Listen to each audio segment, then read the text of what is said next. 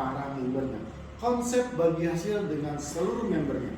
Yang kedua, Metasan adalah revolusi bisnis kekinian yang dirancang untuk jangka panjang, yang selama ini biasanya Anda hanya dijadikan objek, kini tidak bisa, dan Anda saat ini bisa menjadi subjek. Saya yang tadi katakan, Ibu kalau mengisi token listrik PDAM di mana?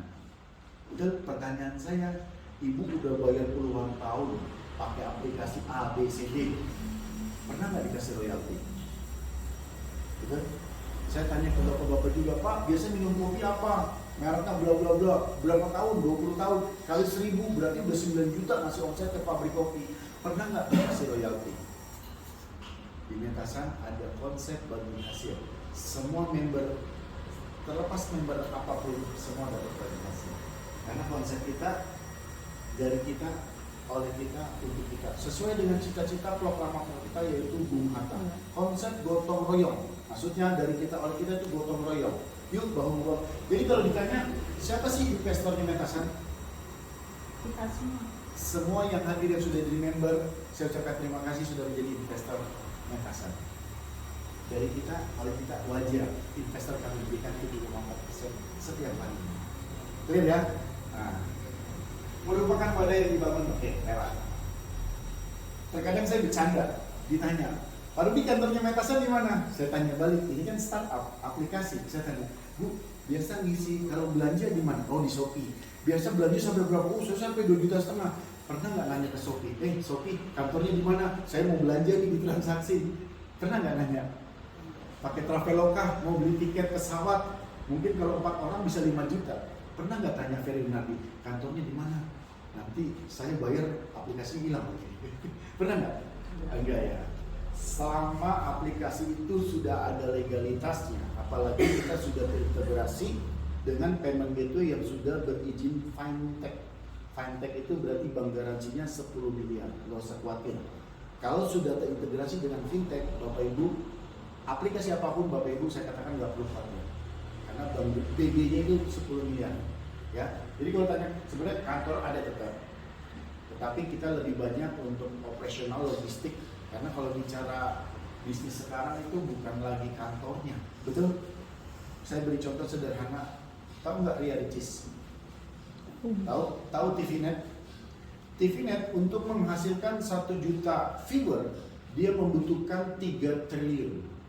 Artinya apa? TVNet asetnya besar, karena karyawannya banyak.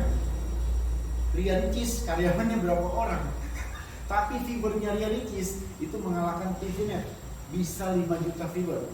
Atta Halilintar asetnya kecil, tetapi viewernya, kalau viewer itu lebih apa ya? Penontonnya. Betul? Nah, zaman sekarang itu dibalik, asetnya kecil, tapi valuasinya yang besar. Kalau bisnis zaman dulu, asetnya besar, hutangnya besar. Contohnya Garuda ya, kalau tidak salah. Betul? BUMN. Rata-rata asetnya besar, tapi korupsinya besar juga. Dan hebatnya apa? Dari saya kecil saya tahu, mungkin dari Dr. Oliver ini ya, masa muda sudah tahu tentang Garuda. Betul? Udah 40 tahun lebih. Tapi valuasinya dikalahkan sama Gojek. Gojek punya mobil nggak? Punya motor nggak? Hebat sih ya, nggak dimakarin.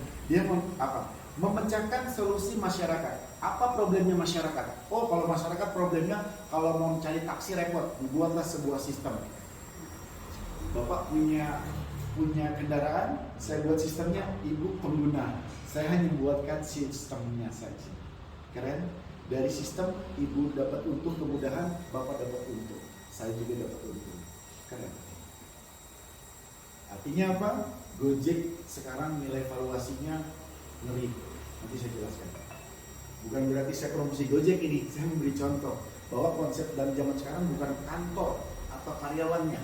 Kata Yusuf Kala, bisnis besar saat ini bukan seberapa banyak karyawan yang Anda miliki atau seberapa tinggi gedung yang Anda miliki, tapi seberapa banyak database yang Anda punya. Karena bicara sekarang itu bicara database, Bapak Ibu. Ya. Nah, Bunda, sebelum kita bicara tentang peluang ini, sebelum Bunda jatuh cinta atau tertarik menjalankan sebuah bisnis, tanya dulu legalitasnya. Ya, jangan sampai ini legalitasnya bodoh, ya, atau nggak ada legalitas. Ya, puji Tuhan, legalitas perusahaan kita ini sudah ada dari SK Kemenkumham, dari Badan Penanaman Modal untuk izin SUL, karena kita ada produknya juga. Nah, nomor KBRI sekarang itu KBRI untuk network marketingnya itu 47999. Kalau untuk penjualan di aplikasi atau e-commerce itu KBRI 63122. Hafal saya ya, karena tiap hari ngomong itu terus. Di Semarang kemarin itu, jadi hafal gitu.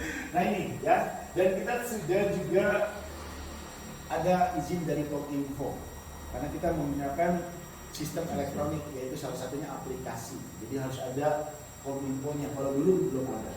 Dan kita sudah di aplikasi, bukan lagi website. Kalau website kayaknya udah ketinggalan ya. Zaman sekarang rata-rata aplikasinya apa? Betul ya, bukan ya? Bukan websitenya apa? Aduh, ini 2023 itu sangat ketinggalan. Nah ini tim manajemen, jadi tim manajemen ada 4 orang.